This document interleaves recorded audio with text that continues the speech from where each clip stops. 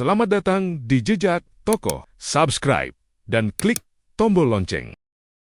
Ketika B.J. Habibie dilantik menjadi presiden pada 21 Mei tahun 1998, Indonesia bukan hanya mengalami krisis politik, ekonominya hampir runtuh.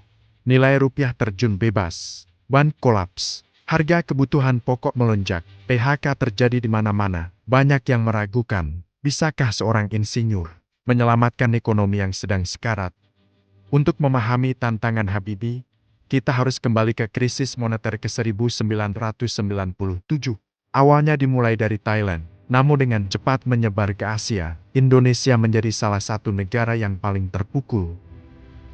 Nilai tukar rupiah yang sebelumnya sekitar 2.500 per dolar, jatuh hingga lebih dari 15.000 per dolar.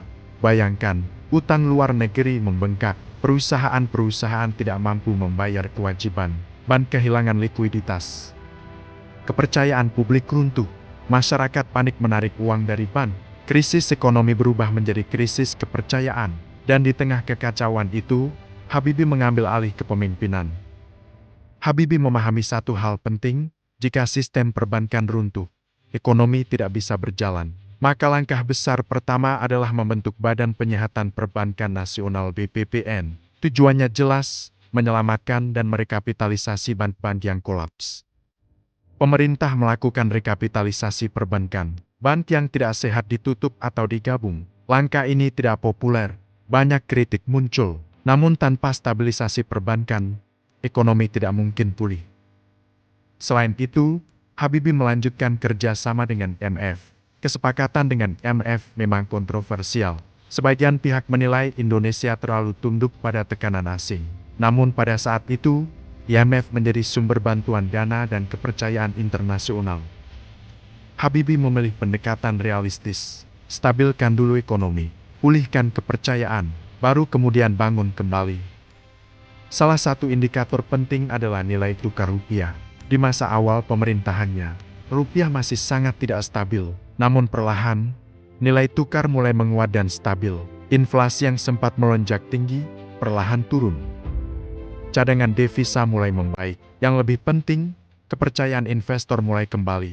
Pasar membutuhkan kepastian. Dan Habibie memberikan kepastian politik melalui rencana pemilu demokratis tahun ke-1999. Langkah ini sangat penting, karena ekonomi tidak bisa dipisahkan dari stabilitas politik. Dengan adanya kepastian pemilu, dunia melihat bahwa Indonesia sedang bergerak menuju reformasi. Itu menciptakan sinyal positif. Selain stabilisasi jangka pendek, Habibie juga melakukan reformasi struktural. Ia menghapus sejumlah regulasi yang dianggap menghambat persaingan. Beberapa praktik monopoli dan konglomerasi yang dekat dengan kekuasaan sebelumnya mulai dibongkar.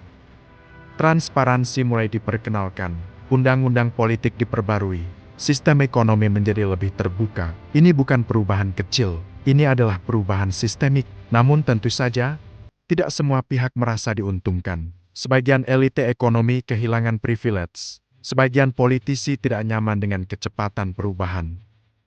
Tidak semua orang sepakat bahwa Habibie menyelamatkan ekonomi. Ada kritik bahwa kebijakan IMF terlalu membebani. Ada yang menilai rekapitalisasi bank terlalu mahal. Dan ada pula yang menyayangkan mengapa proyek ambisius seperti N250 harus dihentikan demi efisiensi anggaran. Habibie berada dalam dilema, menjaga stabilitas makro, atau mempertahankan proyek strategis jangka panjang. Ia memilih stabilitas. Keputusan yang mungkin menyakitkan, tetapi dianggap perlu saat itu. Ketika masa jabatan Habibie berakhir pada 1999, Indonesia belum sepenuhnya pulih. Namun negara ini tidak lagi berada di tepi jurang. Rupiah lebih stabil, sistem perbankan mulai tertata, pemilu demokratis berhasil digelar. Fondasi pemulihan telah diletakkan. Habibie mungkin bukan ekonom, ia seorang insinyur.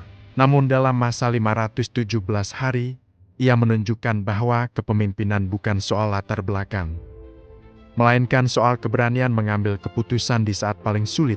Sejarah mungkin mengingatnya sebagai presiden singkat. Namun dalam bab ekonomi Indonesia, ia adalah salah satu tokoh transisi paling penting. Dan terkadang, menyelamatkan negara tidak selalu berarti membuat lompatan besar. Kadang, itu berarti memastikan negara tidak jatuh lebih dalam. Itulah kisah Presiden B.J. Habibie yang dikenal dengan Presiden Singkat. Pengaruhnya terhadap perekonomian Indonesia selama beliau menjabat sebagai Presiden Republik Indonesia.